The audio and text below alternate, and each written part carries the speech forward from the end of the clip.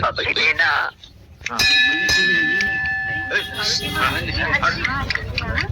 जय राम जी की चौधरी साहब। जयराम जी की। जमनादा जी कैसे हैं आप? अच्छा हूँ। और कारोबार कैसे चल रहा है? बस ठीक ही है। क्या ठीक है, आप तो हमेशा रोते रहते हैं, पेट ही नहीं भरता आपका। साहूकारी का धंधा करते करते आधा गांव तो अपने नाम लिखवा लिया, क्या आप पूरा गांव लिखवाना है? अरे चौधरी साहब, भले पूरा गांव मेरे नाम हो जाए, पर आपसे दूर थोड़ी रह सकते हैं। अब देखिए ना, कल ही आपका बेटा शंकर मेरे पास आया था। पूरे 50,000 रुपए मांगे और मैंने फौरन निकाल कर दे दिए। मेरा बेटा? हाँ, क्यों आपको पता नहीं? हाँ हाँ, वो 50,000 रुपए, हाँ पता है, मेरे दिमाग से उतर गया था। मुझे पता है उसके बारे में, मुझे पता है। जयराम जी की। जय राम जी की। जय राम जी की।